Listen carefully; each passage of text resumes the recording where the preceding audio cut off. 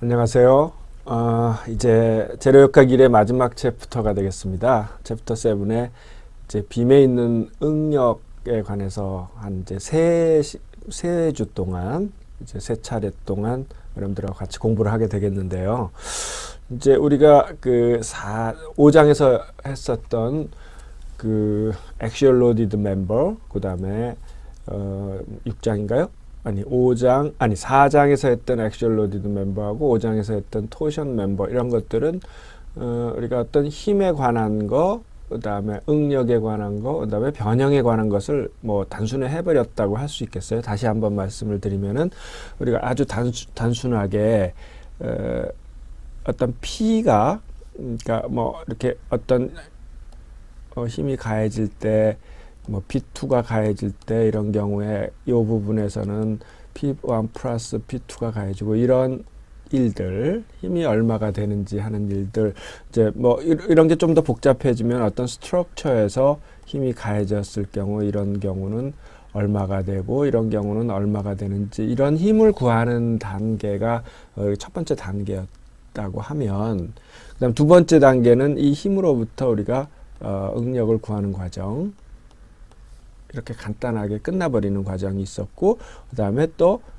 늘어난 길이는 EA분의 PL이라는 이제 변형에 관한 부분, 이렇게 세 가지가 뭐 어떻게 보면 그냥 순식간에 포뮬레이션이 됐다고 할 수 있고, 또 그것이 한꺼번에 섞여가지고 믹스돼가지고 그것들을 그냥 같이 이용하고 이러는 일들이 한꺼번에 됐다고 보면 빔은 좀 너무 그것이 복잡하기 때문에 첫 단계에서 밴딩 모멘트하고 시어 포스를 구하고 그거에 대한 분포, 그 다음에 이제 다이어그램 그리는 거, 이런 일들을, 그 다음에 맥시멈이라든지 미니멈이라든지 이런 특정한 값을 구하는 거, 이런 것들이 첫 번째 챕터 6에서 이루어지는 일이라면, 요와 같이 응력을 구하는 일, 물론 밴딩 모멘트에 의한 응력과 시어 포스에 의한 응력이 각각 있을 텐데요. 그런 응력을 공부하는 것이 이번 챕터라고 할 수 있고요. 그 다음에 이제 재료역학 2에 가면은 이제 디프렉션, 빔이 얼마나 변형을 하는지, 처지는지, 이런 일들을 이제 나눠서 다뤄지게 됩니다. 그러니까 빔에 관한 것들이 우리가 재료역학 1, 2 통틀어서 한 3분의 1 정도가 되는 것 같아요. 3분의 1 조금 넘듯 싶은데요. 분량으로 보면은. 이제 그래서 이제 빔에 관한 것들은 아주 응용도 굉장히 많이 되고, 다양하게 응용도 되고, 실제적으로도 많이 있고, 또 그 포뮬레이션이라든가 문제 같은 것이 좀 복잡하기 때문에 챕터를 크게 세 수로 나눠서 우리가 이제 이 문제를 해결했다고 볼 수 있습니다. 그래서 이제 오늘은 빔에 관한 두 번째 챕터로 우리가 이제 응력을 구하는 이제 이런 일들을 하게 되겠습니다. 그래서 이제 시작은 우리가 이제 시어 포스하고 밴딩 모멘트는 이제 지난 시간에 다 구했습니다. 그래가지고 이제 밴딩 모멘트하고 시어 포스가 가해졌을 때 그것들이 어떤 응력을 내는지, 그리고 그 응력은 단면 안에서 우리 분포를 가지고 있는지, 우리가 Axial Loaded Member에서는 균일했었죠, 단포에서. 그래서 그 거기에 걸리는 힘을 우리가 단면적으로 나누면 노멀 스트레스가 생겼었죠. 물론 그것이 우리가 고려하고자 하는 단면의 방향이 바뀌면 시어 스트레스도 생기고 했지만, 그것은 이제 우리가 각도가 돌아가면서 회전을 했을 때 생기는 일이고, 기본적으로 축방향으로는 수직 응력이 생겼었죠. 그것이 인자 응력이 될 수도 있고 압축 응력이 될 수도 있고요. 그에 반해서 토크에서는 어떻습니까? 토크에서는 응력이라는 것이 항상 시어 스트레스만 생기는데, 그 시어 스트레스는 원의 중점, 그러니까 어떤 중립축이라는 센터에서는 응력이 제로가 되고 표면으로 갈수록 커져서 아래 비례한다. 그래서 이제 표면이 가장 커진다. 이제 이런 응력 분포를 얘기를 했습니다. 이제 그와 같이 우리가 빔에 생기는 응력들이 밴딩 모멘트에서 생기는 응력은 이제 굽힘 응력, 밴딩 스트레스가 되고요.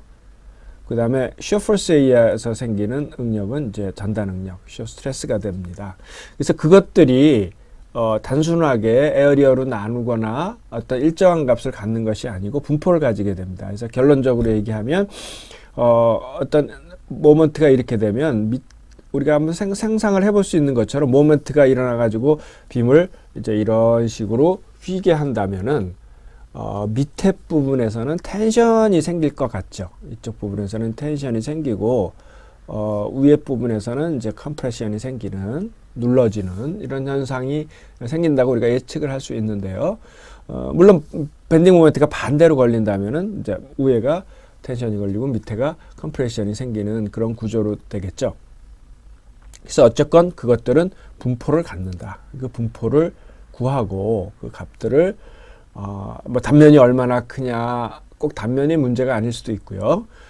모멘트가 얼마가 되느냐, 위치는 어떠냐에 따라서 결정되는 그런 밴딩 스트레스와 그 다음에 또 시어 포스에 의해서 시어 스트레스가 어디 균일하게 생기지는 않습니다. 그래서 그것도 어떤 Y에 대한 분포를 가진다면 그 분포에 대한 것들을 이제 공부하게 됩니다. 그래서 우선은 첫 시간에서는 밴딩 모먼트에 대해서 먼저 이제 포뮬레이션을 하도록 하겠습니다.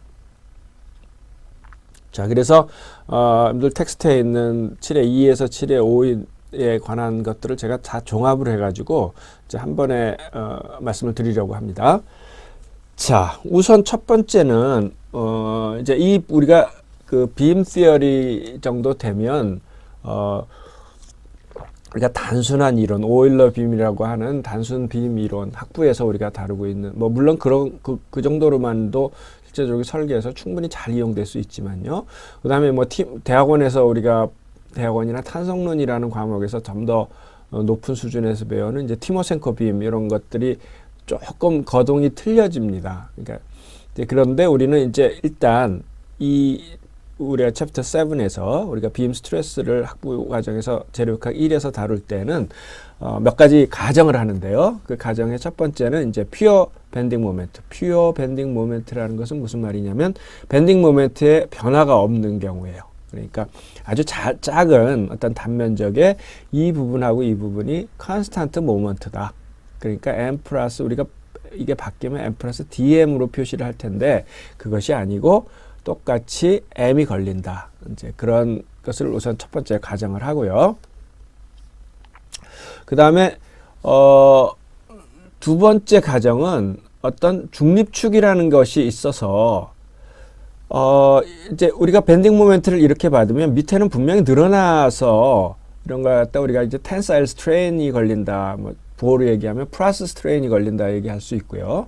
위에 부분은 이제 컴프레시브 스트레스 혹은 스트레인이 걸려서 위에는 분명히 줄어들 겁니다.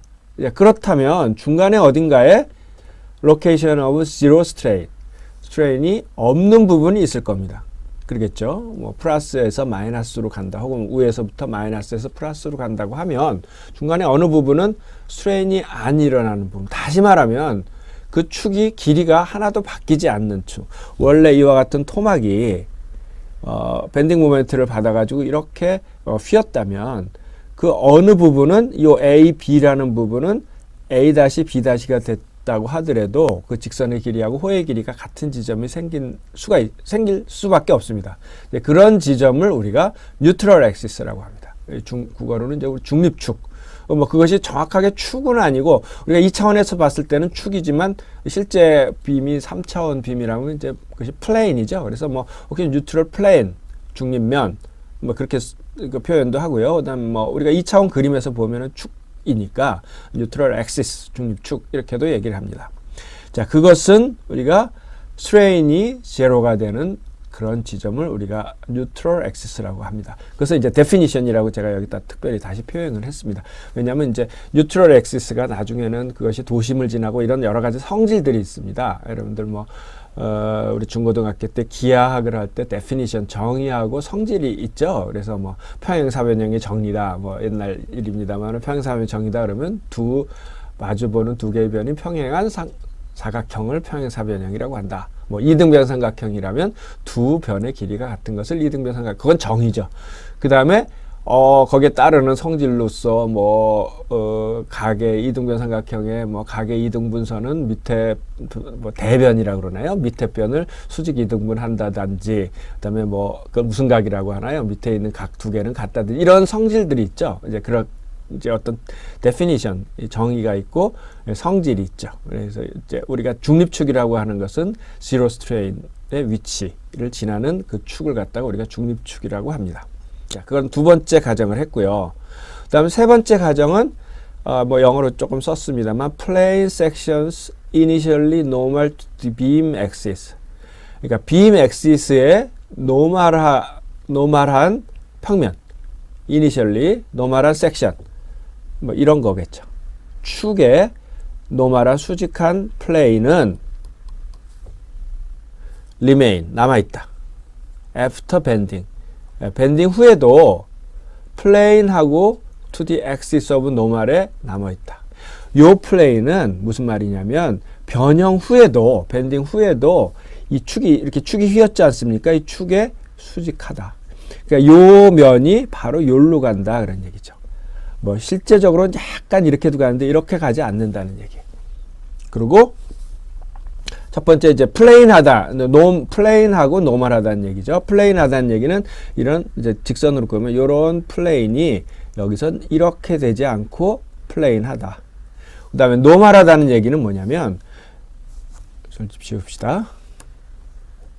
노멀하다는 얘기는 이렇게 노멀한 것이 여기에서도 노멀하다는 얘기입니다.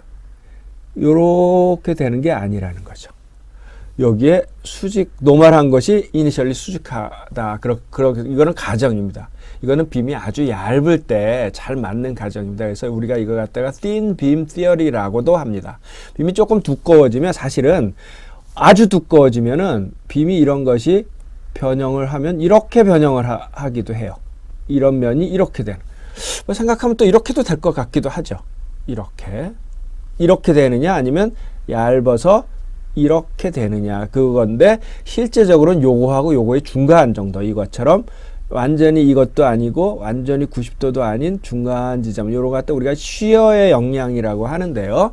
요만큼 원래 실제적이 되지만 요거 무시한다 하는 것이 우리가 학부에서 하는 세 가지의 가정입니다. 그래서 노멀한 것은 액시스 후에도 노멀하다. 그래서 요거는 빔이 얇으면 얇을수록 잘 맞는 가정입니다. 빔이 두꺼우면 두꺼울수록 약간 이렇게 그림이 됩니다.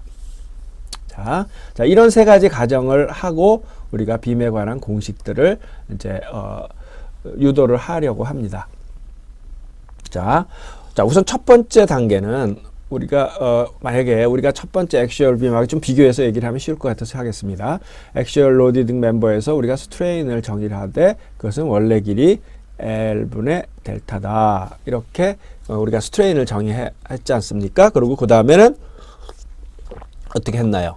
그 다음에는 영스 모듈러스 스트레스는 영스 모듈러스하고 E의 관계가 있다. 이걸 material relation 혹은 material property라고 하죠. 근데 스트레스는 힘을 에어리어로 나눈 것이다. 혹은 뭐 P는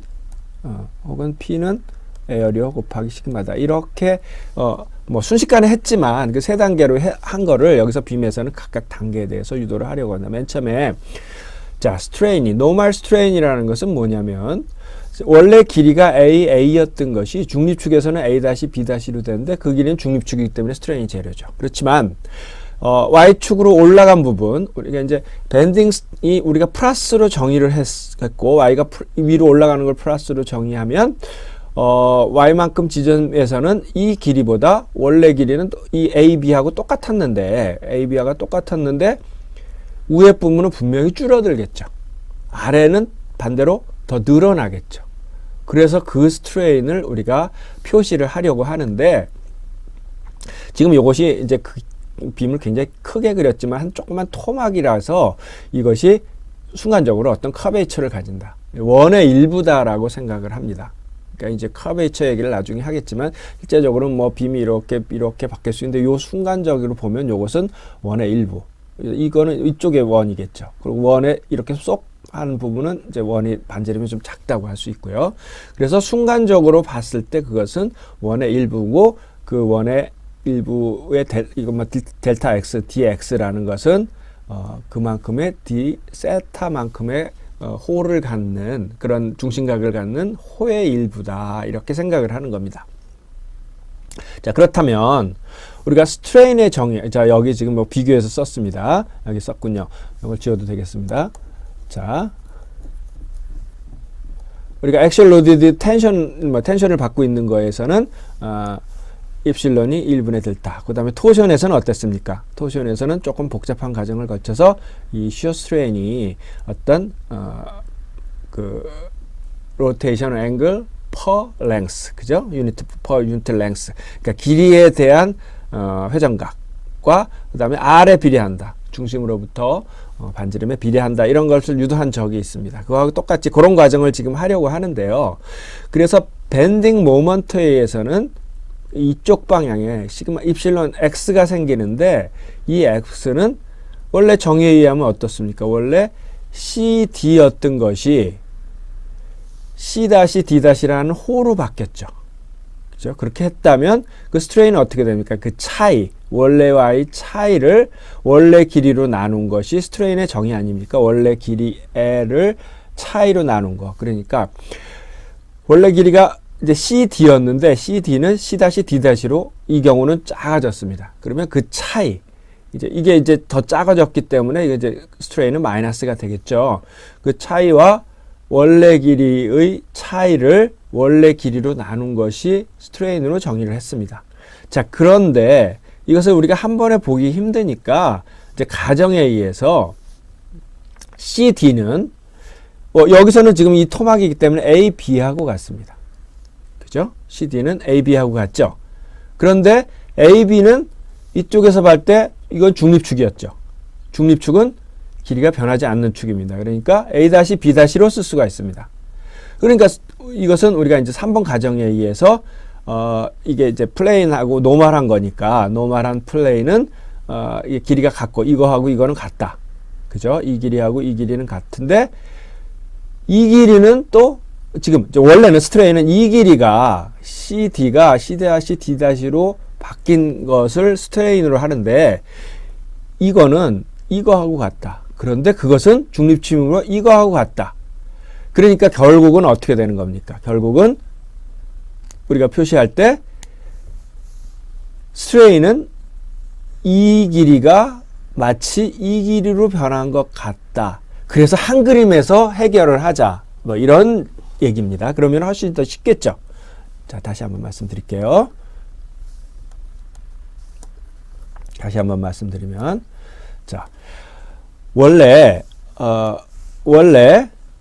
스트레인의 정의는 여기는 이제 AB가 A-B-로 간 것은 뭐 중립축이니까 길이가 변하지 않았습니다. 그런데 Y만큼 떨어진 지점에서의 CD가 C-D-로 이 경우는 작아졌는데 그 스트레인을 표시하는 것은 원래 길이분의 차이로 표시가 될 수 있습니다. 그런데 이것을 두 개의 그림에서 우리가 하기에는 유도를 할 수가 없으니까 이것을 이 CD는 한 단계 이제 걸러서 내려오는 겁니다. 원래 중립축의 AB하고 같다. 왜? 플레인하고 노멀하니까. 그런데 그 AB는 중립축이니까 A-하고 B-하고 같다. 그래서 결국은 원래는 CD가 C-D-로 변한 게 스트레인이지만 한 그림에서 A-B-가 C-D-로 바뀐 것을 우리가 스트레인으로 정의를 하자 이런 얘기입니다. 그 결과가 이겁니다. 자, 그렇다면 이것이 원의 일부이기 때문에 우리가 기하학적으로 표시를 할 수가 있습니다. 그래서 그 중립축까지의 반지름을 이제 반지름이라고 얘기할게요. 순간 원이기 때문에 그것을 보통 이제 radius of curvature라고 얘기하는데요. 이와 같이 그 반지름을 r이라고 한다면 그 호의 길이는 우리가 요 d세타, 요 원조각을 d세타로 했기 때문에 rho d세타로 표현할 수 있습니다. 호의 길이는 물론 이건 세타를 우리가 뭡니까? 라디안으로 표시할 때 이렇게 되는 거죠. r 세타. 그러니까 로 디세타로 표현을 할 수 있고 요 호의 길이는 어떻습니까? 요 호의 길이는 반지름이 작아졌죠. 반지름이 얼마큼 작아졌죠? 로에서 y만큼 줄어들었죠. 그러니까 로 마이너스 y 디세타 그리고 원래 길이로 표현을 할 수 있다. 한 원에서 표시를 하자 그런 얘기입니다.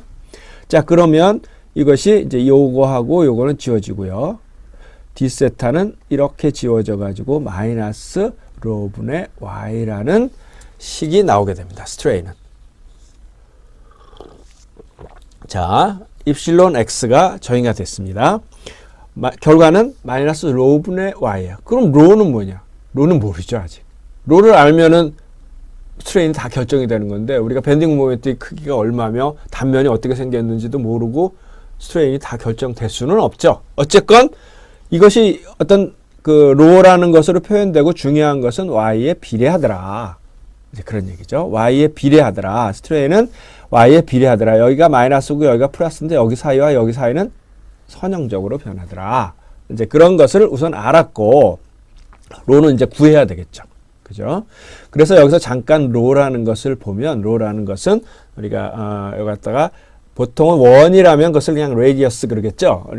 반지름 그렇게 하겠지만 여기서는 순간적 속도이기 때문에 우리가 이제 우리 레디어스 오브 커베이처라고 합니다. 그러니까 레디어스 오브 커베이처라는 것은 아까 잠깐 제가 말씀드렸듯이 하나의 원에서 얘기하는 것이 아니라 이것이 이제 뭐 이런 계속해서 곡선을 갈 때 우리가 고속도로라고 얘기를 해볼 수 있죠.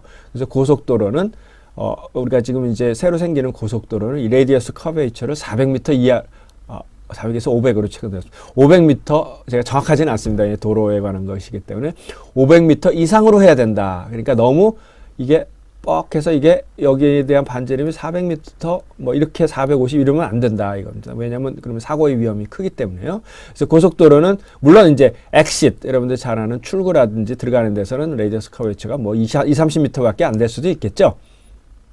근데 보통 도로에서는 이게 그러니까 여기서는 500이지만 완전히 거의 직선주로로 갈 때는 무한대라고 할 수 있겠죠. 그죠? 원의 곡선이. 그 다음에 이런 데서는 좀 작아질 테고. 이런 것을 우리가 radius of curvature라고 합니다. 곡률 반경이라고 합니다. 그러니까 원은 계속해서, 원이라고 그러면 곡률 반경이 똑같은 거죠. 다 돌아가든지. 근데 그거의 역수. 그걸 갖다 우리 curvature라고 합니다. curvature가 크다는 것은 많이 꼬부라졌다? 이렇게 얘기를 할 수 있는 거겠죠. 그것을 커베이처하고 그거의 역수를 우리가 이제 radius of curvature라고 얘기를 합니다. 어쨌건 지금 여기서 이것이 중요한 것은 아니고요. 좌우지간 이것이 스트레인이 입실론 x가 밴딩 모멘트에 의해서 휠 때 그 스트레인은 마이너스 로분의 y로 결정된다. 더욱 더 중요한 것은 y에 비례한다. 그런 얘기죠. 자, 여기서 부호가 마이너스로 된 것은 어떤 책에는 이게 플러스로도 되어 있습니다. 밴딩 모멘트를 만약에 이렇게 플러스로 가정을 했다면 이렇게 플러스 되겠죠. 혹은 밴딩 모멘트를 우리처럼 이렇게 된 걸 플러스로 정의했다고 하더라도 어떤 책에서는 y가 마이너스 이쪽으로 가는 것을 플러스로 하는 책도 있어요. 주로 토목 건축 쪽에서 이렇게 많이 해요. 왜냐하면 항상 빔이라는 것은 휘는 밑으로 처지는 경우가 많기 때문에요. 항상 내려앉지 위로 올라가는 게 기계에서는 뭐 올라가든 내려가든 여러 가지 케이스가 발생하지만 주로 우리가 사람이 살고 있는 것은 주로 이제 중력을 받기 때문에 다리라든지 건물이라든지 토목 구조물들은 거의 대부분이 많은 경우 이제 처지게 되는 경우가 더 많기 때문에 y를 마이너스로 잡는 경우도 있습니다. 이렇게 잡았으면은 밴딩 모멘트를 이렇게 플러스로 잡았더라도 이 식을 유도하면 이게 플러스로 될 겁니다.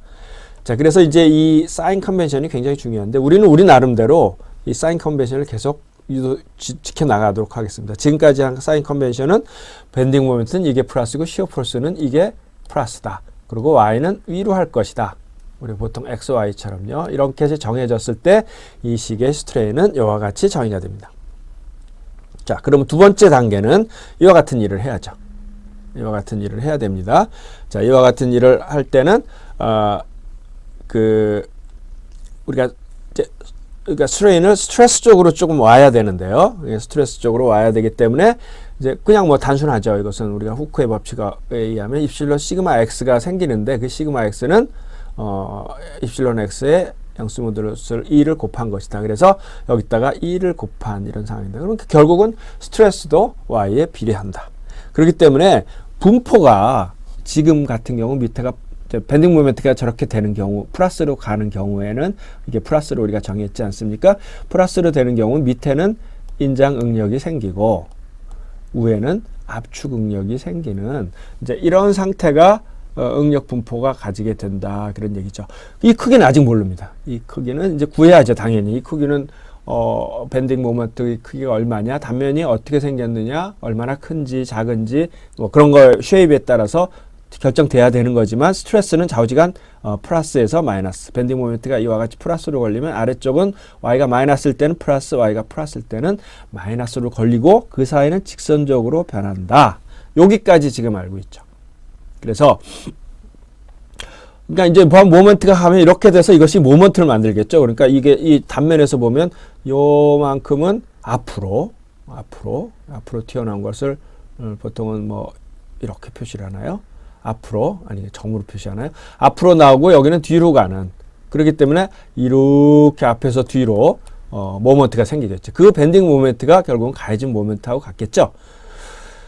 자, 그런 일들을 해보죠. 그런 일들을. 자, 세 번째는 그러면 이와 같은 일을 해야 되는데, 우리가 액시얼 로디드 멤버에서는 뭐 굉장히 간단하게 에어리어에 스트레스를 곱하면 힘이 됐죠. 그리고 토크에서는 이것이 어땠습니까? 이 토크에서는 이 면에 대한 이것이 다 시어 스트레스가 다르기 때문에 이것을 전부 이렇게 여기까지 또 힘에다가 여기까지를 곱해가지고 전부 곱해서 적분을 하면 그것이 이렇게 돌아가는 토크가 되는 거죠. 그거하고 똑같이 밴딩 모멘트도 이런 것들이 모아서 밴딩 모멘트가 된다는 그런 것을 우리가 이제 이퀄리브리엄 컨디션을 생각을 해보도록 하겠습니다. 자, 이퀄리브리엄 컨디션은 우리가 힘이 이제 Y쪽으로 주는 거는 없기 때문에 두 가지를 생각하려고 하는데, 한 가지는 fx equal 0와 가해주지 않았죠. 그러니까 0이 돼야 되죠. 그죠? 이런 응력들이 다 모여서 인장과 압축들이 다 합쳐져 가지고 0이 돼야 된다는 조건. 그 다음에 이런 것들이 만드는 응력들, 이쪽은 이쪽이고 이렇게 이런 응력들을 만들지 않습니까? 이런 응력들이 만드는 응력들이 만드는 힘에 의한 모멘트는 결국은 밴딩 모멘트하고 같겠죠. 그죠? 여기서 가해진 거죠. 그 두 가지 이퀄리브리엄을 우리가 컨디션을 체크하려고 합니다. 자, 그래서 첫 번째 fx equals 0라는 이제 이런 상태를 우리가 이제 맞춰보면, 자, fx라는 것은 뭐죠? 자, 시그마 x가 이제 어떤 단면이 이렇게 있어요. 단면이 있으면 da라는 게 있습니다. 자, 액시얼 로디드 바에서는 이 da에 걸리는 힘이 다 똑같았죠. 그러니까 이것을 이거 하고 이거 더하기 뭐 이거 이렇게 더하기 다 더할 필요 없이 그 에어리어 전체에다가 스트레스를 곱하면 됐었습니다. 근데 이것이 다 다르다고 합시다. 여기에 걸리. 그러면 어떻게 될까요? 우리가 힘이라는 것은 항상 조그만 에어리어를 곱해야 되니까 여기에 걸리는 스트레스의 이 dA 더하기 여기에 걸리는 스트레스가 또 틀립니다. 거기 스트레스에 더하기 그 다음에 여기에 스트레스 걸리는 da에 더하기 이런 걸 다 더해야죠. 근데 이것을 da를 무지하게 작고 이걸 무한적으로 더하는 것을 우리가 적분이라고 하죠. 그죠? 더하는 것을. 그래서 어떻게 표시할 수 있냐면 그 어떤 점에서 생기는 시그마 x와 da를 곱해서 이것을 더해서 뭐 인테그레이션이라는 게 뭡니까? 그거를 다 더해가지고 i equal 1에서부터 n까지 더해가지고 그것을 리미트 n을 무한대로 보내는 것을 우리가 적분이라고 하죠. 뭐 어려운 수학 같지만 뭐 간단하게 생각하면 이런 것을 다 더한다는 것을 에어 전체에 대해서 적분한다고 하죠. 그래서 이것이 바로 전체적으로 이것들에 걸리는 전체 힘이 됩니다. 그래서 액시얼 로디드 멤버에서 이렇게 된 이유는 어떻게 됩니까? 스트레스가 다 똑같죠. 어떤 스트레스가 값이 같으니까 이것이 바깥으로 그냥 나와버릴 수가 있고, 그런 경우 1이니까 1da는 에어리어죠, 그냥. 그래서 시그마 x a가 돼버린 거죠. 그런데 이것이 바뀐다는 거죠. 시그마 x가 이 x의 y의 함수가 되놓으니까 이것을 적분식으로 표현을 해야 된다는 겁니다. 자, 그런데 시그마 x는 아까 일단 구한 이 식이 있죠. 자, 이 식을 이제 이용을 하려고 합니다.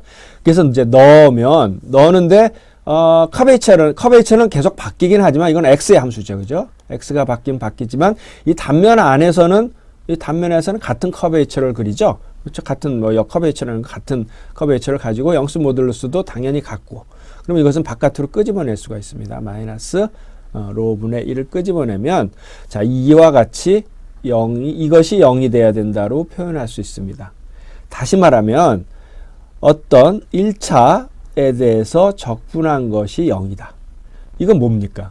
여러분들, 이거 정력학이라든가 다른 데서 배웠지. 이것이 바로 우리가 중심, gravity라고 하죠. gravity, 중심. 그러니까 우리가 이제 그냥 센터라는 의미는 뭐 우리 중고등학교 때 배운 5가지 있죠. 외심, 수심, 내심, 무게중심, 뭐 여러 가지가 있는데 그 중에 중심은 어떤 거죠? 이렇게 어떤 칼날을 놔가지고 이렇게 놨을 때 무게중심이 떨어지는 부분이죠. 그러니까 뭐 삼각형이 뭐 이렇게 직선이라면 뭐 이렇게 네모난 직사각형이라면 당연히 가운데니까 기하학적 중심이든 내심이든 외심이든 뭐 무게중심이 다 같겠지만, 만약에 삼각형이라고 해보면 어떻습니까?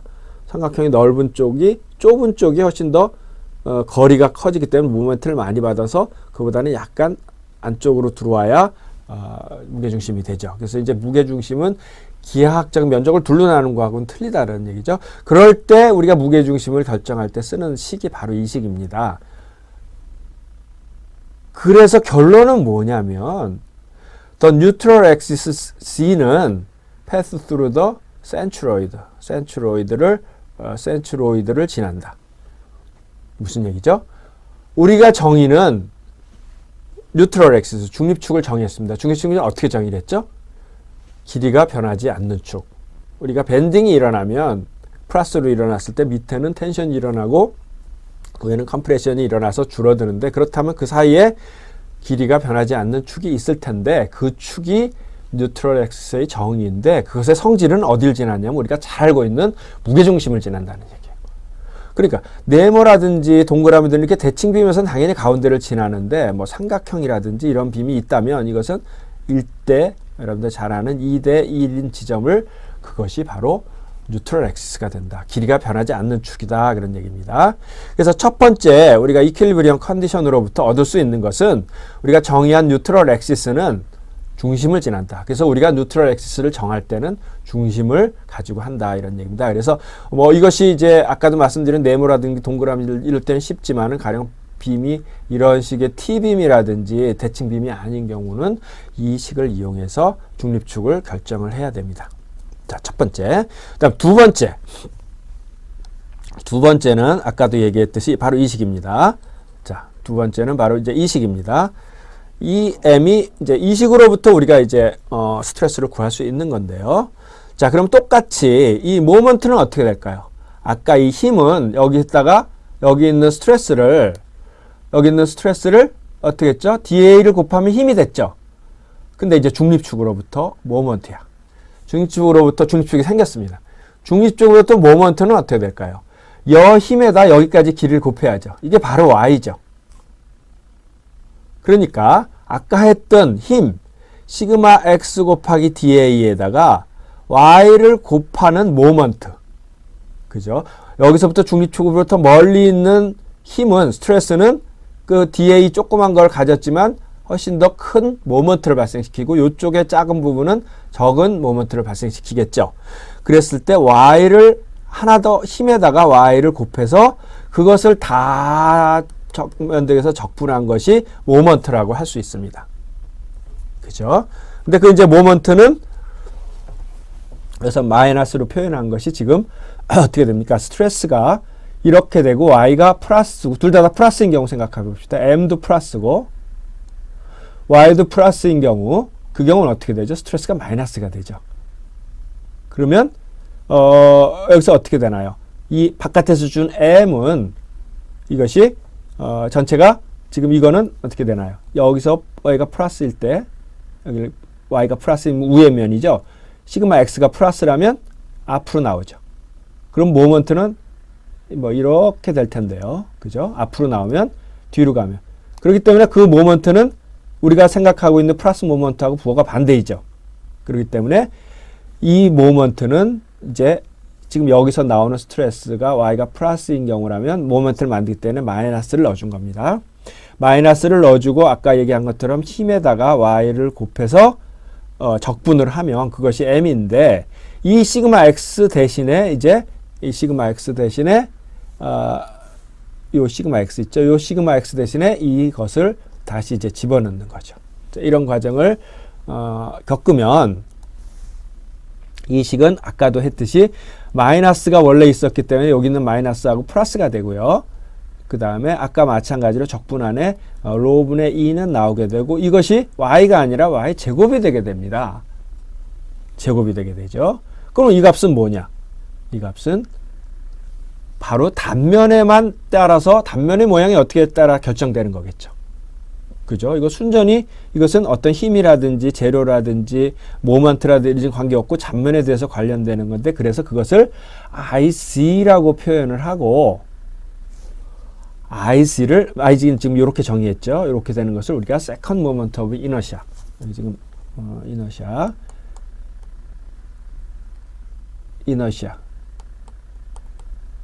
자, 세컨드 모먼트 오브 이너시아 단면, 국어로는 단면 2차 모먼트로 합니다. 이게 어떻게 되느냐는 이제 좀 유도를 할 거고요. 일단 정의를 이렇게 하는 것은 단면의 모양에 따라 결정되는 것인데 이것을 세컨드 모먼트 오브 이너시아라고 하고 우리는 계속해서 유도를 합시다. IC라고 이것을 했습니다. C라는 것은 이제 이쪽이 G축이기 때문에 이 G축을 중심으로 이게 뉴트럴 엑시스일 경우 IY는 요 축을 중심으로 한 겁니다. 그래서 요거하고 요게 틀리겠죠. 그래서 이제 C축을 중립축으로 하는 그런 단면 2차 모먼트를 IC라고 하고 그것은 이렇게 정의되는데 그럼 이 값은 어떻게 되냐 이건 나중에 구하기로 하고 일단은 이것이 IG로 하고 유도를 합시다. 자, 그렇다면 우리가 아까 스트레스를 왜 몰랐죠? Y하고 비례하는 건 알았는데 로분의 2를 몰라서 스트레스를 못 구했죠. 자, 이제 로분의 2를 구했습니다. 로분의 2는 뭐죠?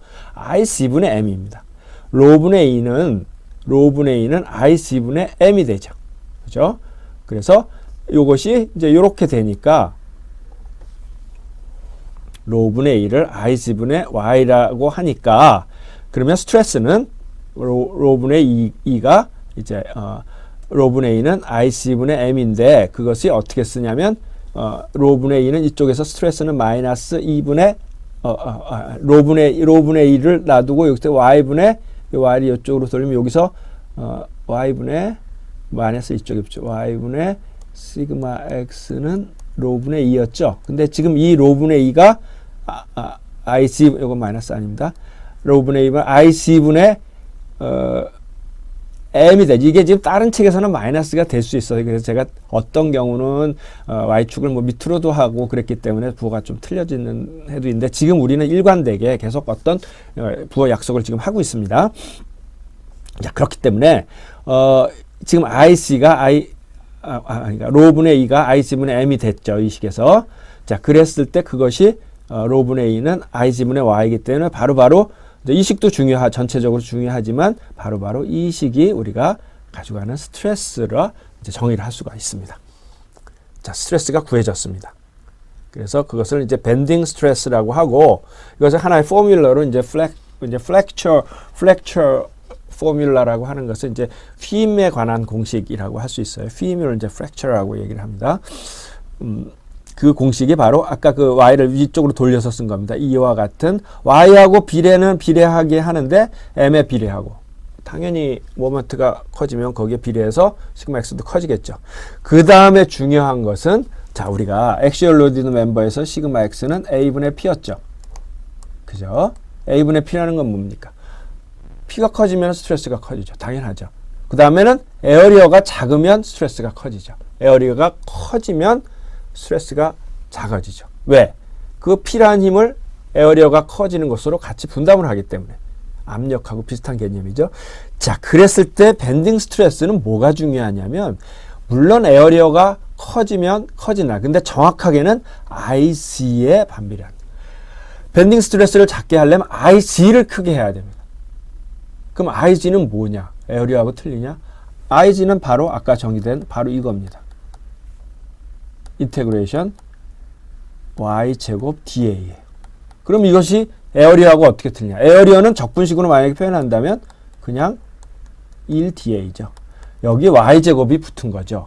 그러니까 무슨 얘기냐면 단면이 있으면 이것을 에어리어를 다 더한 것은 da를 다 더한 것은 에어리어고 da를 그냥 더한 게 아니라 여기다가 y제곱을 위치마다 다르니까 곱해서 더한 것이 바로 IG라고 할 수 있습니다. 세컨드 모먼트 오브 이너시아. 세컨드란 말은 이것이 제곱이기 때문에 세컨드란 말을 쓴 겁니다. 2차.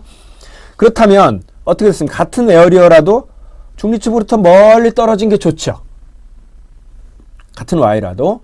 그러면 똑같은 에어리어라도 이렇게 납작한 거하고 이렇게 세워진 똑같은 겁니다. 이 에어리어가. 어떤 게 더 IG가 크다고 할 수가 있겠습니까?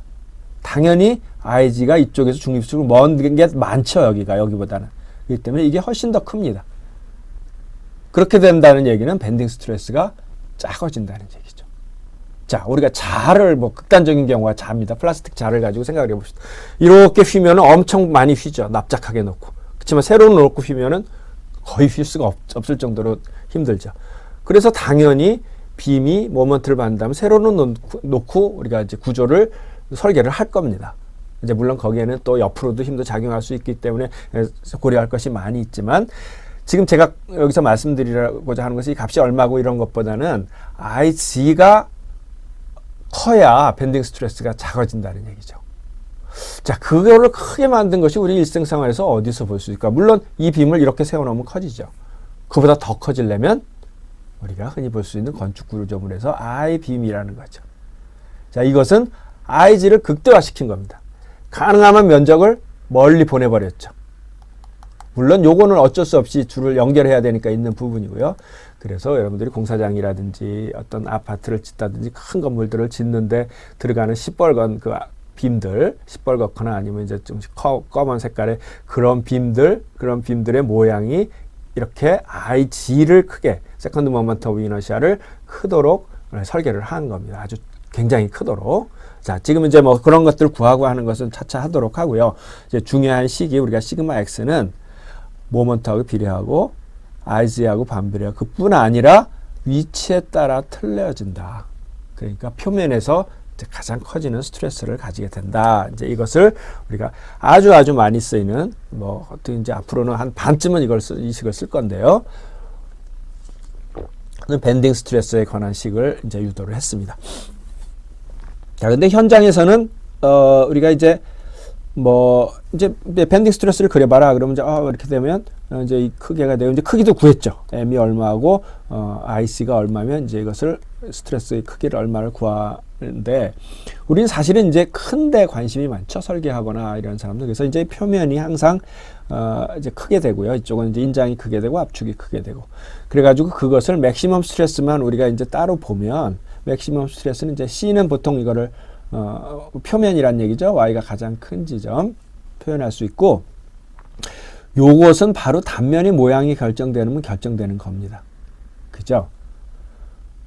마치 에어리어처럼 그래서 이것을 이렇게 표시를 합니다. 이렇게. 그러니까 이거 한 단계는 이 시그마 X는 M 오버 IC분의 C. IC를 가장 큰 길이인 C로 나누는 거. 이것을 우리가 단면계수 S라고 표현을 합니다. 바로 이거죠. 섹션 모듈러스 단면계수라고 합니다. 자, 그럼 누가 이거를 구해놓으면 마치 어떻습니까? 우리가 시그마가 에어리어분의 P처럼 밴딩에서는 그냥 S분의 M 이렇게 사용하면 좋겠죠.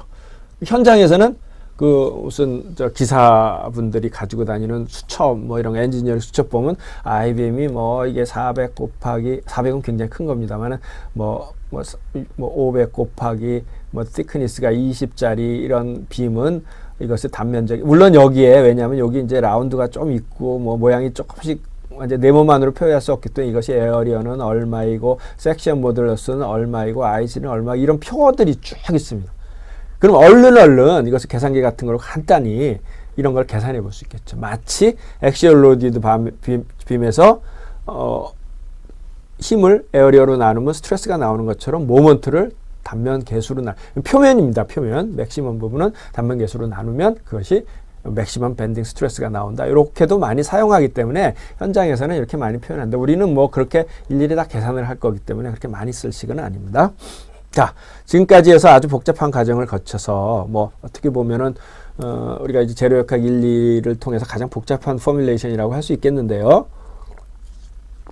과정을 거쳐서 이제 이런 응력을 구했습니다. 밴딩 스트레스를. 그 다음에 해야 될 일은 뭐죠? 자, 이제 밴딩 스트레스를 구했으니까 스트레스를 구할 수 있죠. 그래서 이제 밴딩 모먼트는 자, 다시 보면요. 자, 스트레스는 밴딩 모먼트와 IC와 그 다음에 분포로 표현이 됩니다. 마치 이것이 이제 뭐 어떻게 우리가 함수로 표시하면 시그마 x y는 y의 뭐의 y 이렇게 1차식이죠. 바로 이렇게 뭐 ay 이런 것처럼 그러면 이제 우리가 스트레스를 다 구할 수 있는 거죠. 자, 밴딩 모멘트는 어떻게 구했죠? 지난 챕터에서 열심히 구했죠. 그죠? 그 맥시멈이 어디가 맥시멈이 되고 분포는 어떻고 다이어그램은 이렇게 생겼으니까 이 부분은 인장이 플러스고 이 부분은 마이너스고 어떻게 2차로 변화를 하고 해서 꼭지점은 얼마고 뭐 이런 것들 열심히 구했지 않습니까? 그래서 우리는 이미 어느 지점에서 밴딩 모멘트가 얼마이고 물론 시어 포스도 알 수 있고요. 그 다음에 맥시멈은 얼마이고 그것이 플러스인지 마이너스 이런 것들을 이미 많이 문제를 풀어서 알고 있습니다. 자, 그러면 이제 스트레스를 구하기 위해서 알아야 될 것은 IG죠. 그래서 몇 가지 모양에 대해서 우리가 이제 그것을 공식화를 시킬 수가 있습니다. 원이 있는데 원이라는 것은 뭡니까? 뭐 레디어스나 다이아메터로만 표현될 수밖에 없는 거죠. 그걸 맨날 적분해서 사용할 수는 없지 않습니까? 누가 적분을 해가지고 한 가지식으로 딱 표시를 하면 그것이 뭐 공식화를 시킬 수 있으니까 그래서 IC를 이제 좀 이제 구하는 방법을 계속 구해 나가도록 하겠습니다. 이걸 한 번만 구하면 이제 사용을 할 수 있으니까요. 그래서 이제 단면 이차 모먼트를 이제 각 단면에서 몇 개는 이제 제가 주요한 것만 이제 할 건데요. 그것의 시작은 뭐냐면 이겁니다. 정의된 걸 가지고 그대로 해야죠. 그죠? 요거는 또 뭐냐면 아까 제가 말씀드렸듯이 지금 우리는 어떻게 그림에다 종이에다가 그림을 그리고 모멘트가 이렇게 됐지만 실제적으로 모멘트가 이렇게 작용될 수도 있죠. 이제 그런 경우라면 이것이 G축이라면 G축에 대한 모멘트이기 때문에 제가 IG라고 그랬지만 Y축에 대한 단면, 이런 단면에 대한 Y축에 대한 것도 이쪽에 대한 앞뒤로 오르는 이런 모멘트에 대해서는 중요하겠죠. 그래서 지금 그냥 그에 놓자 이런 얘기입니다. 지금 쓰자는 거는 아닙니다. 자,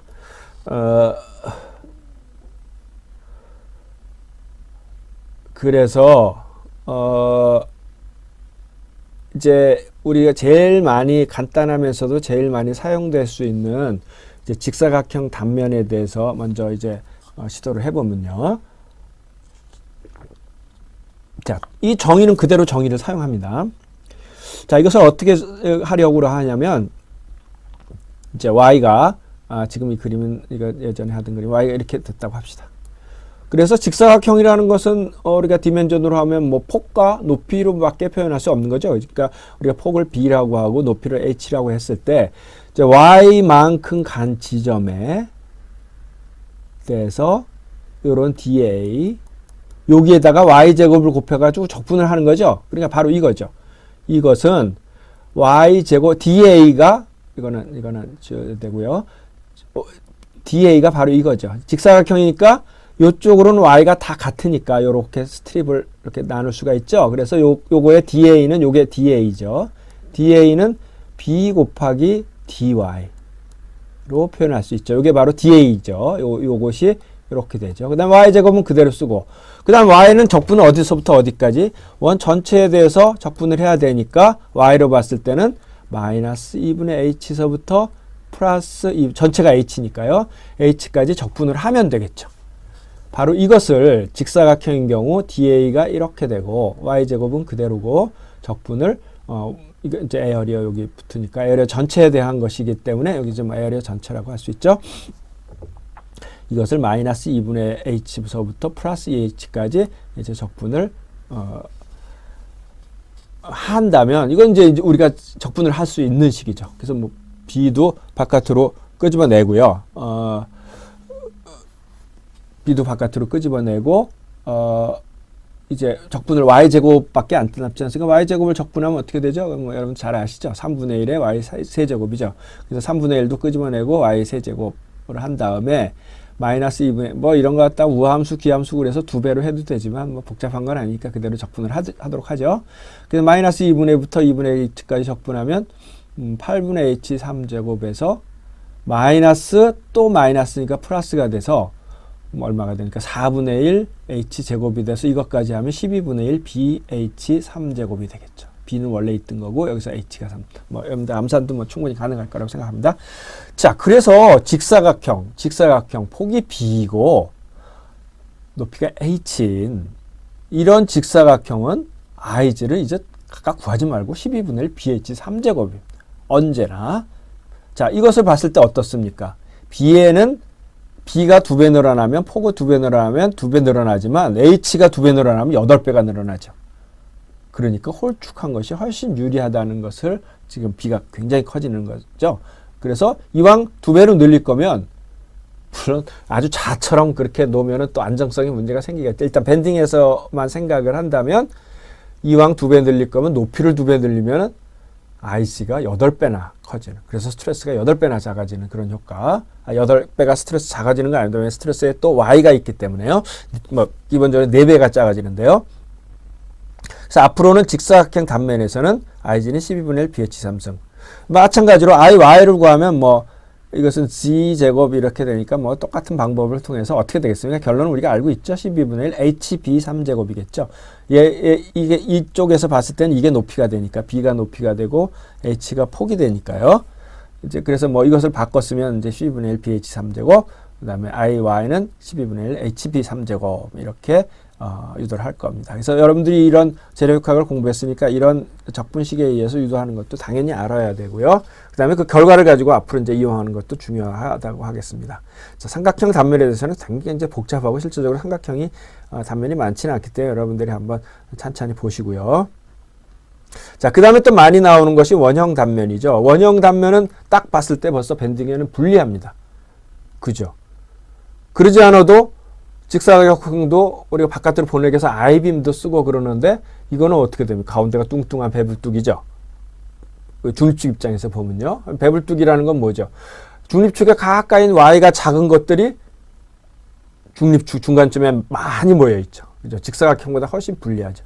뭐 그렇지만 어쩔 수 없습니다. 축이라든지 우리가 이제 축이라든지 이런 것이 걸리면은 축은 주로 토크를 이제 전달하고 그러지만 이제 토크를 전달할 때 뭐 완전히 뭐 이렇게 돌리지 않고 실제적으로 토크가 전달되는 것은 기어를 통해서 돌아가거나 뭐 마찰차를 이용해서 돌아가거나 아니면은 뭐 벨트를 이용해서 돌아가고 그런 경우는 어차피 힘이 가해질 수밖에 없습니다. 토크와 동시에 더불어서 그러니까 그렇게 힘이 가해지면은 축은 밴딩이 일어날 수밖에 없습니다. 그리고 뭐 베어링으로 이제 그것을 잡고 이러면 이것이 지지점이 돼가지고 힘이 이제 작용될 수밖에 없기 때문에 밴딩하고 토션은 보통의 경우 우리가 기계 구조물에서 같이 걸리게 되죠. 그러니까 그런 축에서는 뭐 우리가 단면이 원형일 수밖에 없지 않습니까? 이제 돌아가는 축에서는 그러니까 원형 단면에서도 이제 불리하지만 그것을 이제 I를 이제 구하려고 합니다. 자, 그래서 이것을 구하는 방법은 몇 가지가 있는데, 이제 좀 복잡하겠죠? 우리가, 직사각형인 경우, B가 똑같으니까 그냥 아래서부터 위까지 쭉 적분을 하면 되는데, 자, 이것은, 지금 이것은 그림을 이제 Y축을 위로 놓고 보면요. 이제 정의는 이겁니다, 언제나. 자, 그랬을 때 이것을, 결국은 이런 스트립을 어떻게 표현할 것이냐. 자, 이것이 dy라는 것은 뭐, 여기까지가 y고, 이게 dy라는 건 똑같은데, 문제는, dy라는 건 똑같은데 문제는 뭐죠? 이 길이를 똑같은 b로 표현할 수 없다는 거죠. 그죠? 아까 직사각형. 그럼 어떻게 표현해야 되죠? 뭐 여러분들 곧 중고등학교 때 많이 했으니까 이것은 원이라는 것은 그 대신에 이 r이 항상 같죠. 이 r이 같기 때문에 이 r과 y를 이용해서 피타고라스의 정리로 이용을 할 수가 있겠죠. 그죠? 그러니까 요것의 길이는 루트 요거의 제곱 빼기 요거의 제곱. 여러분들 많이 아는 식 아닙니까? 자, 그래서 그걸 써본 겁니다. 그런데 그것이 두 개예요. 하나, 두 개. 그래서 두 배의 y제곱은 원래 있는 y제곱입니다. 그 다음에 da를 폭 곱하기 dy인데 그 폭을 이렇게 표현한 겁니다. 바로 요것은 요 길이가 되죠. 자, 이렇게 됐습니다. 그래서 모양이 이제 이와 같이 됐고 이것을 적분하는 일만 남았죠. 적분하는 일만 남았습니다. 그래서 그것을 y니까 마이너스 r서부터 이제 이렇게 해서 적분을 쭉 해서 해 나가야겠죠. 이렇게 적분하는 거. 그럼 이걸 어떻게 적분하죠? 굉장히 복잡하지만 모양이 약간 보면 우리가 이제 뭐 고등학교 때 배웠던 정석 이런 데서 배웠던 그런 식에서 우리가 이런 것다가 치환 적분을 많이 하죠. 요 모양은 딱 보면 우리가 이렇게 적분하면 된다는 거 여러분들 뭐 이런 거 무지하게 많이 다뤘을 겁니다. 그래서 이것을 이렇게 치환을 해서 치환 적분을 하죠. 그러면 어떻게 되나요? dy는 어떻게 되죠?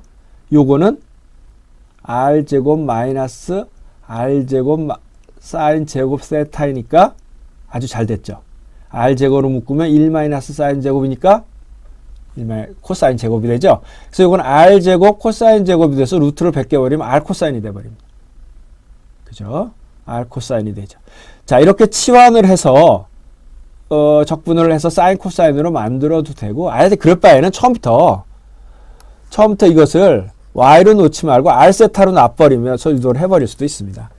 이걸 적분을 할 때 아예 이것이 r이고 이걸 세타로 y로 놓지 말고 세타로 놔가지고 이 식을 유도를 해버리면 결국 이거를 넣어서 치환 적분하고 똑같이 나옵니다. 자, 이 길이는 어떻게 되죠? 이런 걸 갖다가 우리가 R 여기 세타니까요. 각이 꼈으니까 코사인 세타라고 하죠. 그죠? 그 다음에 Y는 뭐죠? 이게 Y죠. Y는 R 사인 세타죠.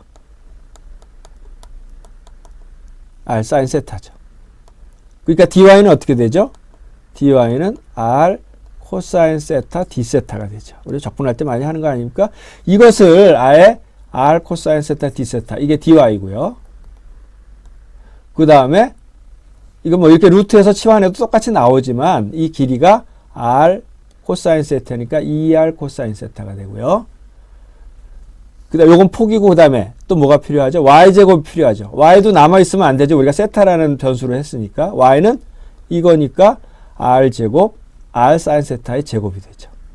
자, 요것을 치환을 하면 다 이렇게 똑같은 모양이 납니다. 어쨌건 이렇게 해서 치환을 하든 이거를 아예 처음부터 R와 세타로 표현을 하든 간에 모양은 이렇게 나옵니다. 그죠? 자, 이것을 적분하는 일이 남았습니다. 자, 이것은 세타에 대해서 표현이 되어 있기 때문에 세타로 보면 어떻게 될까요? 이제 여기서부터 여기까지 쭉 해야 되는데 이것은 여기서부터 여기까지 적분한 거에 이제 2배라고 할 수 있죠. 그래서 세타로서 받으면 0에서부터 2분의 파이까지 0에서부터 2분의 파이 그러면 세타가 0이면은 이런 게 되겠고 그죠? 2분의 파이면 뭐 이런 게 되겠네요. 이렇게 쭉 적분하면 될 겁니다. 자, 이런 적분은 이제 정리를 좀 해보면 R은 적분하고 관계없으니까 R제곱이 하나, 둘, 셋, 4개가 나오고요. 그 다음에 2가 나와서 4가 되고 4R제곱은 내보내면 남는 것은 사인 제곱, 코사인 제곱, 베타가 되게 됐습니다. 자, 이건 어떻게 적분을 하죠? 우리가 적분은 사인 제곱만 해도 잘 생각이 안 납니다. 어떻게 되지가 될 것 같은데 안 되죠. 코사인 제곱도 마찬가지. 근데 사인 2세타 그거는 될 것 같습니다. 왜냐하면 사인 2세타는 똑같이 한 다음에 2로 나눠주면 되죠. 우리가 뭐 가로 안에 2x가 들어가면 미분하면 2가 튀어나오고 적분하면 2분의 1이 되는 것처럼 그 얘기는 뭐냐면은 제 말씀드린 것은 사인 코사인을 적분할 때는 차수가 높은 것은 차수를 낮춰가지고 그러면 이제 2차, 뭐 2세타, 3세타 이런 식으로 3배각공식, 4배각공식 이렇게 사용돼가지고 차수를 낮춰가지고 배각공식 쪽으로 유도를 하면 적분을 할 수 있게 됩니다. 그죠? 자, 우선 눈에 띄는 거는 뭐죠? 우리가 사인 세타, 코사인 세타, 사인 세타, 코사인 세타가 이게 이제 사인 2세타가 이거의 2배죠. 이거는 여러분들 잘 알고 있죠? 자, 우선 요게 눈에 띕니다. 그죠? 우선 요거를 한꺼번에 배각공식으로 고칠 수가 있죠. 그래서 요것은 사인 세타, 코사인 세타의 전체의 제곱인데 사인 세타, 코사인 세타는 2분의 사인 2세타라는 거죠. 2분의 그러니까 이것을 2를 그걸 전체를 제곱을 하면 이제 4가 나와가지고 4가 없어져 버리죠. 그 다음에 이것은 사인 2세타의 제곱이 됩니다. 많이 간단해졌죠? 그러나 사인 2세타의 제곱도 우리가 적분하기 힘들어요. 다시 배각공식으로 낮춰야 됩니다. 자, 이것에 관한 공식들 뭐 여러분들 잘 알고 있죠? 잘 알고 있죠? 다시 한번 정리를 지금 재료역학 시간이지만 정리를 좀 해보면요. 뭐 사인 코사인이 이제 조금씩 나오는데요. 우리가 재료역학에서 그 사인 코사인 나는 사인 코사인만 나오면 머리가 아파가지고 재료역학 못하겠어. 그러지 마십시오. 그러니까 사인 코사인은 나오긴 나오는데 몇 가지만 알면 됩니다. 재료역학에서. 그래서 제가 그걸 좀 설명을 드리려고 하는데요. 가령 지금 배각공식 우리가 사인 지금 하는 것이 배각공식인데 이것만 알면 돼요. 사인 2세타는 어떻게 되느냐. 이것은 2배 사인 세타 코사인 세타. 여기 코사인 세타가 되고요. 그 다음에 코사인 2세타는 어떻게 되나요? 코사인 2세타는. 요건 한 가지만 알면 되죠. 코사인 제곱 세타 마이너스 사인 제곱 세타가 되죠. 요건 알고 있죠. 요거 두 가지만 알면 됩니다. 요거 두 가지만. 자, 그런데 이거 사인하고 코사인으로 되는데 이것을 하나로 사인 쪽으로 몰아버릴 수 있고 코사인 쪽으로 몰아버릴 수도 있죠. 먼저 코사인 쪽으로 몰아보면 사인하고 코사인 쪽으로 모르는 공식이 뭐죠? 사인 세타 플러스 사인 제곱 세타 플러스 코사인 제곱 세타는 1. 너무나도 많이 사용하는 그 식이죠. 그러면 사인 제곱 세타가 1 마이너스 코사인 제곱 세타이니까 자, 마이너스 플러스가 돼서 여러분들 잘 아는 2 코사인 제곱 세타 마이너스 1이 되고 이것을 사인 쪽으로 몰아버리면 이것이 1 마이너스 사인 제곱이니까 1 마이너스 2 사인 제곱 세타. 자, 이렇게 한쪽으로 모른 것 뿐입니다. 이거 원래 이건데. 자, 그 다음에 사실은 더 많이 사용하는 것은 재료까지 거꾸로입니다. 1호부터 코사인 제곱 세타는 어떻게 되나요? 2가 있으니까 2분의 1이고 이게 1이 넘어가서 플러스 1 플러스 코사인 2세타가 되죠. 자, 이 식이 더 많이 사용되는 식입니다. 그 다음 1호부터 어떻게 되죠? 사인 제곱 세타는 요걸 1로 넘기면 1 마이너스 코사인 세타를 2분의 1로 나누는 게 되죠.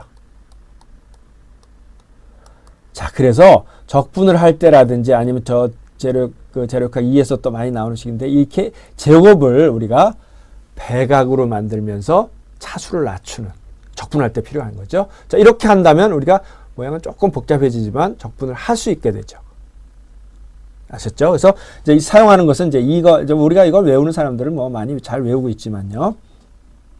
이렇게 두 가지를 이제 알면 사인 코사인에 대해서 뭐 반쯤은 안다고 볼 수 있으면 되겠습니다. 자, 그럼 그것을 이용해서 유도를 계속 이제 진행을 해보도록 하죠. 자, 이렇게 해서 이제 사인 제곱 2세타가 됐는데 사인 제곱 2세타는 어떻게 된다고요? 이렇게 된다고. 자, 2세타 대신 4세타를 쓰면 되겠죠? 그럼 r 제곱하고 2분의 1에 1 마이너스 이제 코사인 원래가 2세타니까 4세타가 됐죠. 자, 둘 다 코사인으로 옵니다. 코사인이 코사인으로 오면 사인으로 가는 거 아니죠? 한번 코사인으로 갑니다. 자, 이렇게 됐습니다.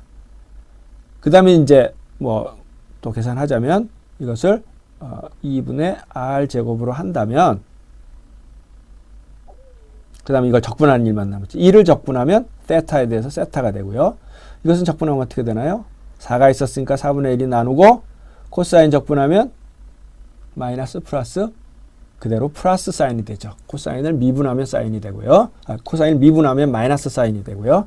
그래서 이것을 그대로 4분의 1만 내고 사인으로 변하죠. 자, 그래서 공에서 2분의 파이를 넣으면 2분의 파이를 넣으면 2분의 파이가 되고 그 다음에 이것은 4배수나 됐기 때문에 곱하면 다 파이의 배수가 되겠죠. 이렇게 세타 대신에 2분의 파이를 넣으면 2파이가 돼가지고 0이 되고요. 그 다음에 0을 넣으면 0이 되고 세타도 0이 되고 그래서 남는 거는 이거를 여기다 넣는 이제 2파이분의 밖에 안 돼가지고 이것이 IC가 4분의 파이 R 4제곱이라는 그런 값이 나옵니다. 어디서 많이 보던 거죠. 그죠? 어디서 봤죠? 우리가 J라는 것을 토션 폴라 모먼트 오브 이너시아라는 것을 정의를 한 적이 있었죠. 토크에서. 자, 여기서 이때 구한 것은 2분의 파이 R 제곱이었어요. R 4제곱이었습니다. 그리고 이것을 다이아메터로 표현하면 32분의 파이 D 4제곱. 그죠? 이거 많이 사용했었죠? 지금 여기서는 그거의 반입니다. 그래서 이거를 64분의 파이 D 4제곱 이렇게 표현도 합니다. 자, 이와 같이 복잡한 다소 복잡한 과정을 거쳐서 IC를 만들어 버렸지만 우리는 사용할 때는 이제 원형인 경우 간단합니다. D만 가지고 표현이 되죠. 그리고 여기서 주시면서 볼 것은 D의 4제곱 오더라는 겁니다. 왜 4제곱이 되냐면 IC는 다 디멘전이 치수의 4제곱이 되는데 왜냐면 여기서 에어리어에서 디멘전의 제곱 그 다음에 Y제곱이 또 있죠. 그래서 에어리어보다 차수가 2개가 더 높은 이제 4차가 되는 겁니다. 우리가 직사각형도 12분의 1 BH 3제곱이면 결국은 4제곱이 되겠죠. 길이에 대해서. 자, 그래서 결론은 간단합니다. 자, 그런데 또 한 가지 구하는 방법이 있어요. 우리가 토크에서 이거는 되게 쉽게 구했습니다. 왜냐하면 이렇게 안 했고 어떻게 적분을 했냐면 이렇게 적분을 해나갔죠. 그렇기 때문에 굉장히 쉽게 적분을 했는데 동그라니까 그것을 이용할 수가 있습니다. 왜냐하면 J를 보면 정의가 이렇게 됐었죠. 기억하시겠습니까? 그런데 R제곱이라는 건 뭐죠? 여기서 어떤 여기서는 여기서의 축에서부터 거리가 중요하다고 그랬죠. 그래서 할로우 샤프트가 훨씬 더 유리하다고 그랬습니다. 빔에서는 G축으로부터 많이 떨어진 게 중요했기 때문에 I-빔이 훨씬 더 유리했었죠. 그죠? 그래서 R이 여기까지 R이라는 것은 R제곱이라는 것은 우리가 이쪽으로 G제곱이고 이쪽으로 Y제곱이라고 피타고라스 정리에서 R제곱은 Y제곱 플러스 G제곱으로 쓸 수가 있죠. 자, 그런데 바로 이것이 뭐냐면 Y제곱을 쓰면 Y가 되고 그게 IG죠. IG의 정의고 IG제곱하면 IY가 됩니다.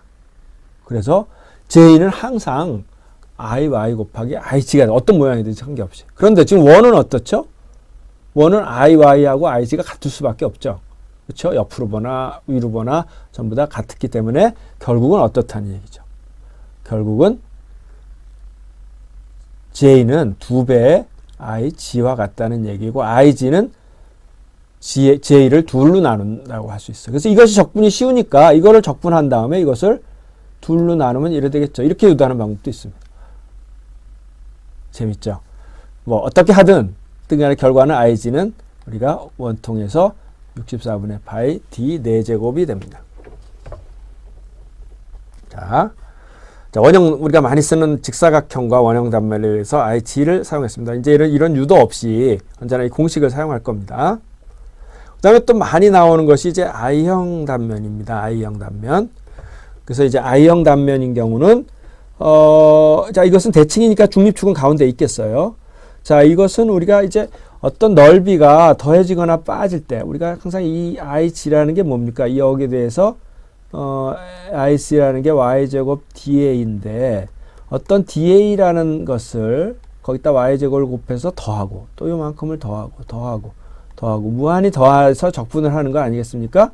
이제 이런 것을 그렇기 때문에 만약에 요만큼이 빠졌다고 하는 원이라면 전체 여기 이것을 이거의 IG에서 요만큼의 IG를 빼면 될 겁니다. 왜냐하면 각각 다 더하는 거기 때문에요. 이제 그런 개념으로 사용할 수 있어요. I빔의 IG는 이런 직사각형, 우리가 알고 있는 직사각형에서 요런 조그만 직사각형을 2개를 빼면 구할 수 있다는 것을 알 수 있겠죠. 그죠? 혹은 이런 직사각형을 더해도 되는데 우리가 지금 이렇게 중립축으로부터 벗어나 있는 것을 구할 방법이 아직은 없어요. 조금 있다 이제 평행축의 정리라는 것을 하면 알 수 있지만 지금 현재는 모든 것이 다 대칭이어야 되기 때문에 더해가지고는 지금 우리가 이거를 만들 수가 없는 상황입니다. 자, 그래서 지금 하려고 하는 것은 요거의 IG에서 요만큼의 IG를 뺀다면 우리가 쉽게 이 I빔의 IG를 구할 수 있을 것이다. 이런 얘기입니다. 그래서 그것을 공식으로 해보면 자, 전체 큰 건 얼마라고 했습니까? 지금 보통 우리가 I형 단면은 이 큰 거 B 곱하기 H 곱하기 D 이제 위에 프렌지 이걸 프렌지라고 이걸 웨브라고 합니다. 이걸 갖다가 이제 프렌지 그다음에 이것을 이제 웨브라고 하는데 프렌지하고 웨브라고 하는데 이 프렌지의 두께 프렌지의 길이 폭이라고 해야 되나요? 전체의 높이 그다음 프렌즈의 두께, 그 다음에 웨브의 두께 이런 식으로 보통 I빔은 우리가 규격으로 치수를 표시하는데요. 자, 그렇다면 크다라는 것은 12분의 1 BH3선 아까 유도 많이 했죠. 그 다음에 가운데 있는 걸 2개를 빼야 되는데 그것은 우리가 이제 숫자로 있다면 이것이 뭐 이거 300이고 200이 이렇게 있다면 뭐 쉽게 할 수 있을 겁니다. 이제 공식이니까 오히려 더 복잡해지는데요. 2개가 있고 그 다음 조그만 것도 직사각형이니까 12분의 1 B. B는 요거죠. 이것을 뭐 어떻게 표현할 수가 있을까요? 이것을 B에서 T를 뺀다면 그걸 둘로 나누면 되겠죠. 그죠? 그것이 바로 이제 요겁니다. H는 요 높이니까 전체 H에서 ED를 빼면 되겠죠. 자, 이렇게 이제 표시를 할 수 있어서 뭐 조금 정리를 하면 이하고 지워지고 12분의 1 뭐 크게 정리가 되는 건 아니에요. 요와 같은 식으로 표현이 될 수 있다. 이제 그런 얘기입니다. 그래서 이것은 큰 네모에서 작은 네모. 자, 이게 식은 좀 복잡해 보이지만 이거 숫자로 주면 얼마든지 할 수 있겠죠. 그 다음에 뭐 IY가 지금 필요하지는 않지만 IY에 대해서 구해보면 이거는 이렇게 3개로 나누면 될 겁니다. 다 중립축을 중심으로 가지고 있으니까요. 그래서 위에 아래 두 개는 2배 12분의 1 BH 삼승이 이게 B가 되고 이게 H가 되죠. 이 축에 대해서는. 그래서 12분의 1 D B 삼승. 요것이 요거 두 개의 IG고요. 그 다음에 요것은 뭐 요거는 IG가 크지 않을 겁니다. 납작하기 때문에 12분의 1 B는 바로 아까 이거 높이가 B가 되죠. 그래서 H 빼기 2D. 그 다음 높이는 thickness가 높이가 돼서 T의 3제곱. 뭐 이렇게 해서 우리가 이제 IG와 IY를 IB에 대해서 구하는 것은 기존에 했던 직사각형의 뺄셈을 이용해서 구할 수 있다는 겁니다. 자, 그 다음에 좀 더 이제 다양하게 우리가 구하기 위해서는 평행축의 정리라는 것을 쓰는데요. 자, 이 평행축의 정리는 평행축의 정리는요. 무슨 얘기냐면, 자, 우리가 지금 여기서 항상 우리가 한 건 중심에 대해서만 했었습니다. 그러면 아까 이거를 구하면 좋겠다. 제가 여기서 잠깐 말씀드렸는데, 이 축은 여기지만 이것을 IG를 구한다면, 이 축에 대한 이 IG를 구한다면 이거 두 개 있고 이거 하고 그럼 빼지 않고 더할 수도 있는 거 아니냐? 있습니다. 자, 그럴 때라든지 아니면 다른 경우에 중립축이 대칭이 아닌 경우에는 이와 같은 평행축의 정리를 써야 되는데요.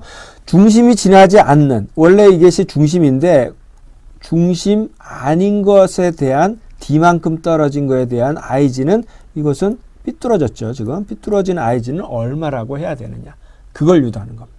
자, 그것은 IG-라고 합시다. IG-는 어떻게 되냐면 정의에 의하면 자, 이와 같은 DA가 아까는 Y였지만 지금 Y 플러스 D가 되죠. 제곱이니까 이걸 빼든 더하든 멀어지는 건 하여간 이렇게 두 개가 멀어지겠죠. 뭐 이쪽은 더 가까워진다고 할 수 있고요. Y가 이쪽은 작아지니까. 그러면 자, 이것은 여러분들 잘 아는 A 플러스 B의 제곱이니까 A제곱 플러스 B제곱 플러스 2AB입니다. 자, 그것을 각각 보면 자, 이 앞에 건 IG입니다. 그죠? 그 다음에 이것은 D제곱이라는 것은 항상 똑같이 떨어져 있는 것 때문에 적분 안 하고 관계가 없죠. 그러니까 그것은 그대로 에어리어로 나오기 때문에 AT제곱이라고 하고요. 그 다음에 이것을 하면 이 D는 바깥으로 내면 Y인데 아까 뭐라고 그랬습니까? 원래 중심을 지나는 Y의 D는 만약에 G가 중립축에 관한 것이라면 이거는 데피니션에 의해서 아까 제로가 된다고 그랬죠. 자, 그러니까 이 IG가 중립축을 지나는 거였다면 중립축을 안 지나는 IG-는 중립축을 지나는 IG- 더하기 이건 제로가 되니까요. 이거로 표현을 할 수 있다는 얘기죠. 그래서 IG-는 IG 플러스 AD죠. 근데 중요한 것은 이걸 0으로 만들기 위해서 G축은 면적 D의 중립축이어야 돼. 그러니까 중립축의 IG를 안다면 그러니까 무슨 얘기냐면 이것을 구하기 위해서 이 축에 대해서 이것을 구하기 위해서 이 축에 대해서 구한 다음에 중립축에 대해서 구할 수 있죠. 중립축의 12분의 1 BH 3제곱 그것을 여기까지 거리인 AD 제곱으로 더해주면 된다 이거죠. 그러니까 이와 같은 것을 구할 때 이제 어쩔 수 없이 써야 되는 경우가 있기 때문에 그런 것이 평행축의 정리. 다시 한번 얘기를 하면 지금 중립축은 여기입니다. 이거에 대한 것을 알 수 있어요. 그것이 IG야. 자, 그런데 그럼 중립축으로부터 좀 떨어진 지점, D만큼 떨어진 지점에 대한 이것은 어떻게 되냐면 이 중립축에 대한 IG 더하기 에어리어 곱하기 여기 D의 제곱. 그러면 바로 이 삐뚤어진 축에 대한 IG-가 구워진다 하는 것이 평행축의 정리입니다. 자, 그걸 이용하면 우리가 이제 이것을 이번 시간에 마지막으로 하려고 하는데요. T형 단면에서의 IG를 구할 수 있습니다. 그래서 이제 이것을 숫자로 한번 생각해 보면 이제 보통 이제 밀인데 이건 이제 센티미터로 생각을 해 봅시다. 자, T형 빔은 시메트리가 아니에요. 중심이 아닙니다. 그래서 우선은 제일 먼저 해야 될 일은 중립축을 구해야 되는 게 문제가 생깁니다. 그럼 중립축은 어떻게 구하냐? 자, 이런 것은 다른 과목에서 아마 여러분들 기하학이라든지 정력학이라든지 이런 데서 구한 과목이 있을 텐데요. 기본적으로 중립축이라는 것은 뭐냐면, 자, 이렇게 생각합시다. 자, 여기를 중심으로 이제 시소를 타는데 여기 이제 크다란 사람이 있고 여기 작은 사람이 둘이 있다 합시다. 자, 그럼 이렇게 생각하는 것은 어떻게 생각하시면 여기에 대한 모먼트는 얘 무게, 이제 모먼트니까 무게지만 이제 에어리어인데요. 얘 무게 곱하기 여기까지 길이. 그 다음에 얘 무게 곱하기 길이. 그러면 얘가 두 개 합쳐서, 얘를 안고 있다고 하면 이런 거리가 나오겠죠. 그죠?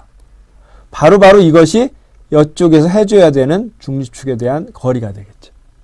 그죠? 요 지점이 바로 중립축에 대한 거리가 된다는 얘기죠. 무슨 얘기냐면 이 중립축에 하고 이게 중립축이라면 전체 에어리어 곱하기 거기까지의 중립축에까지 거리는 각각의 요로부터 그러니까 여기서부터 생각합시다.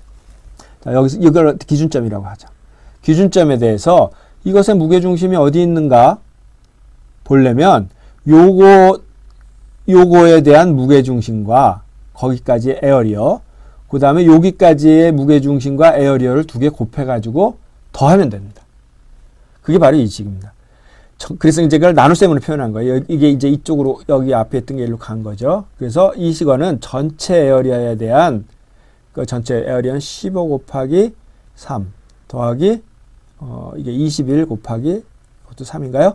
네, 3. 전체 에어리어에 대한 것은 15 곱하기 3은 자, 기준점을 어디로 잡느냐에 따라서 여기 지금 요거는 요 점을 기준점으로 잡았네요. 이 기준점으로 봤을 때 이걸 기준점으로 잡아도 됩니다. 이거는 1.5만큼 떨어져 있죠. 3의 반인 1.5만큼 떨어져 있고 이것은 21 곱하기 3은 여기 중심까지 이거 21이니까 10.5 여기 3이 있으니까 13.5만큼 떨어진 지점에 있는 거하고 같다.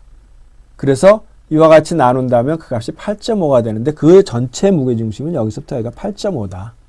여기서부터 여기가 8.5의 칼날을 세워놓으면 양쪽으로 떨어지지 않는다. 그걸 어떻게 구했냐면 여기서부터 전체 무게중심까지 곱은 이거 각각을 한 거하고 똑같다. 이렇게 해서 이제 이것을 유도를 했습니다. 그래서 무게중심 보통 이렇게 구합니다. 이 점에 대해서 한다면 이 점에 대해서는 뭐 얼마가 다시 나오겠죠. 다른 값이. 자, 그 다음에 이제 IG를 구하는데 중립축이 삐뚤어졌어요. 중심이 아니다. 그러면 이제 이거 할 수 없습니다. 이거하고 이거의 중립축을 각각, IG를 구하는 수밖에 없죠. 나눠서.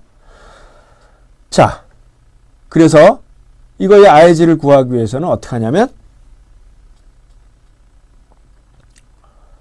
평행축의 정리를 사용합니다. 자, 이것의 중립축의 정리는 어떻게 된다고요? 이것의 IG는 어떻게 된다? 요 축은 여기에요. 그럼 이 축에 대한 IG를 구하는 것은 12분의 1 B H 3승이겠죠. 그 다음에 어떻게? 에어리어 곱하기 D의 제곱. D는 이 중립축과 이 중립축 사이의 거리죠. 이거는 1.5고 아까 8.5라고 그랬으니까 이게 사이가 7이 되겠네. 이렇게 된다면 이것은 이 바디에 자, 요것은 요 자기 자신에 대한 중립축에 대한 것이고 지금은 이거에 대한 것을 구해야 되니까 이것에 대한 것은 이거의 IG가 되고 마찬가지로 요거는 자기 자신 여기에 대한 것은 12분의 1 B H의 3제곱 더하기 요거하고 요거의 차이 요거의 넓이 3 곱하기 21 한 다음에 여기는 뭐 이쪽에서 8.5니까 전체가 24니까 얼마가 되나요? 요거하고 요거의 차이가 이게 지금 21이니까 이게 10.5가 되고 요게 10.5가 되네요. 그러면 여기서 13.5가 되고 여기서 8.5니까 여기서는 5가 되겠네. 그죠? 5의 제곱. 이래가지고 이것을 두 개로 나누고 그러면 6129cm 4제곱이라는 숫자가 나오게 됩니다.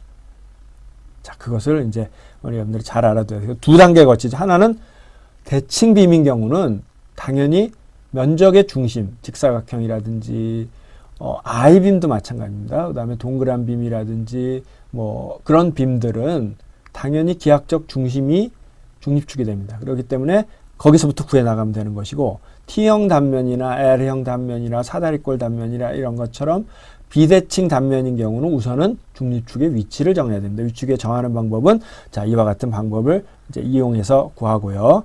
중립축을 정한 다음에는 중립축이 한쪽으로 쭉 쏠려 있기 때문에 그것을 원래 있는 분야로 나눠 가지고 이거의 중립축과 평행축의 정리, 이거의 중립축과 평행축의 정리를 이용해서 우리가 세컨드 모먼트 오브 이너시아를 구할 수 있다는 것을 이번 시간에 이제 끝으로 말씀드렸습니다. 그래서 다음 시간부터는 이제 우리가 스트레스를 이제 구할 준비가 됐죠. 왜냐하면 밴딩 모멘트 지난 챕터에서 열심히 했죠. 지금까지 IG를 구하는 방법을 열심히 했죠. 그러니까 우리가 이제 각 진짜 빔에서 스트레스를 구할 수가 있게 되었습니다. 그래서 이제 이번 시간은 이걸로 마치고요. 다음 시간에 빔의 스트레스를 구하는 것을 공부하도록 하겠습니다. 자, 수고하셨습니다.